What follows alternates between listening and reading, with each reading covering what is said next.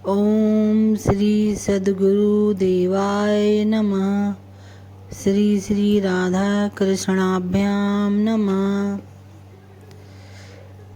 हमारे प्राचीनतम 18 पुराणों में से श्री कृष्ण लीलाओं से आख्यानकित श्रीमद् भागवत महापुराण सर्वश्रेष्ठ मनमोहक श्री कृष्ण की बाल लीलाओं का श्री वेद व्यास जी द्वारा पूरा रेखांकन, चित्रांकन और संपूर्ण बारीकियों और कृष्ण लीलाओं द्वारा लिखा गया पुराण है।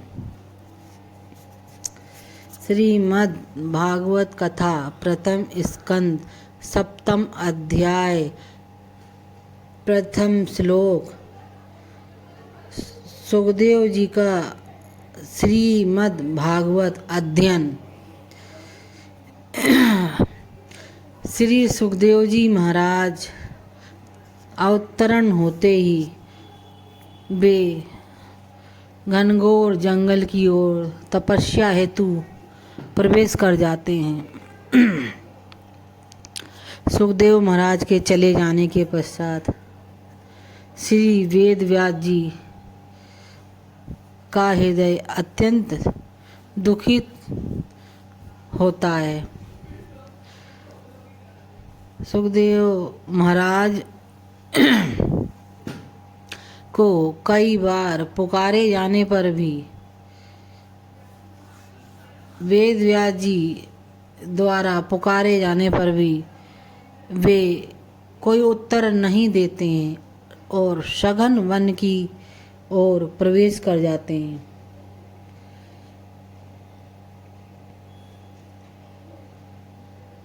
वेद व्यास जी अपनी कुटिया में 18 पुराणों का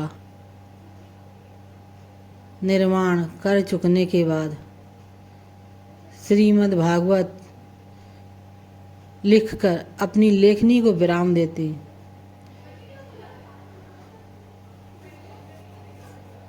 तब नारद जी उनसे मिलने आते हैं। नारद जी से वेद व्यास जी अपनी हृदय वेदना व्यक्त करते हैं कि यह श्रीमद् भागवत पुराण लिखने का मेरा अभिप्राय या मत था कि इसका वाचन मैं अपने पुत्र के मुखारविंद से श्रवण करूं, पर मेरे अहोभाग्य मेरा पुत्र परम वैरागी जो जन्मते ही अरण्य की ओर प्रस्थान कर चुका है।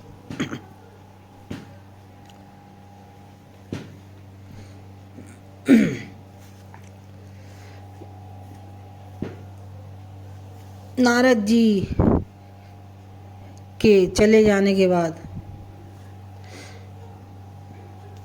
का वृत्तांत है। सरस्वती नदी के तट पर सुरम्य मंद वातावरण में बेर के वन में व्यास जी का आश्रम है, जहाँ कलकल की ध्वनि से सरस्वती प्रभावित हो रही हैं। चारों ओर बेरों के पेड़ हैं। उन्हीं के मध्य स्थित अपने आश्रम में व्यास जी ने भक्ति योग से 18,000 श्लोकों की श्रीमद् भागवत जी की रचना की। भागवत रचना करने के बाद व्यास जी को लगा कि अब उनका कार्य पूर्ण हो गया, परंतु उन्हें यह चिंता सताने लगी कि अब इस ग्रंथ का प्रचार कौन करेगा, क्योंकि भागवत तो परमहंस संहिता है। श्री कृष्ण स्वयं परमहंस हैं।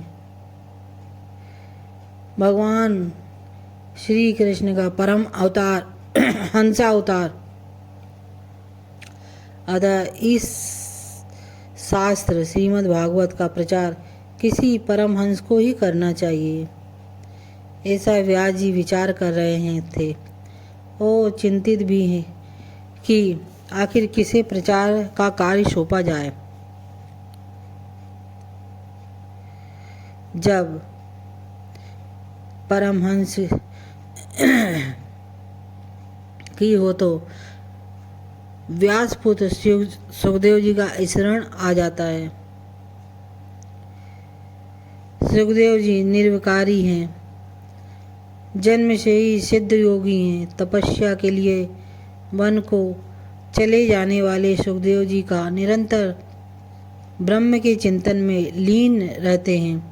ऐसे सुखदेव जी के द्वारा श्रीमद् भागवत का प्रचार सर्वोत्तम रहेगा। इस प्रकार का विचार श्री वेद व्यास जी अपनी कुटिया में बैठकर कर रहे थे। तभी उनके मन में विचार आया, परंतु मुख्य समस्या यह थी कि सुखदेव जी तो वन में तपस्या के लिए जन्म लेते ही चले गए और वन से सुखदेव जी को बुलाया कैसे जाए।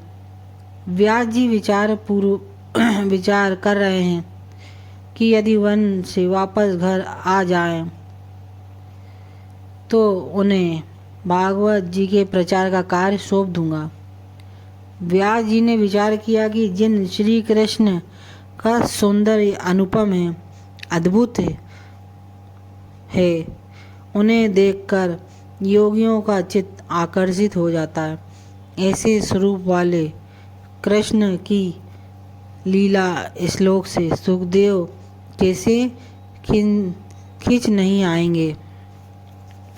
वेद व्यास जी ने अपने 5 ब्राह्मण शिष्यों को वन में भेजने का निश्चय किया, परंतु शिष्यों ने उन्हें बताया कि गुरुदेव, जंगल में हिंसक पशु आदि हैं।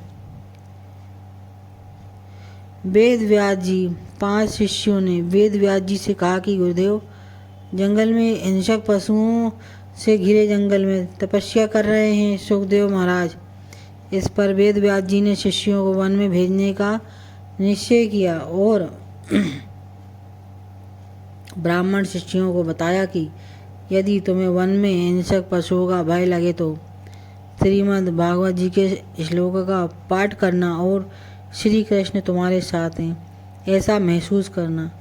व्यास जी के शिष्य वन में सुखदेव जी को ढूंढने के लिए चले गए। वन में सुखदेव जी तप करने में लीन थे। निर्गुण ब्रह्म के उपासक ब्रह्म चिंतन में लीन थे सुखदेव जी। व्यास जी के शिष्यों ने समाधिस्थ सुखदेव जी को देखा और उनके सम्मुख श्री भागवत जी के श्लोक का पाठ करना प्रारंभ कर दिया, जो श्री वेद व्यास जी के द्वारा सीख कर आए थे, याद करके कंठस्थ करके आए थे। श्री वेद व्यास जी ने अपने शिष्यों को, ब्राह्मण शिष्यों को 2 श्लोकों का वाचन कंठस्थ लयबद्ध कराया और कहा कि इन श्लोकों को तुम सुखदेव जी के सम्मुख गायन करना, जिससे वो समाधि से उठकर स्वयं प्रेरित होकर चले आएंगे।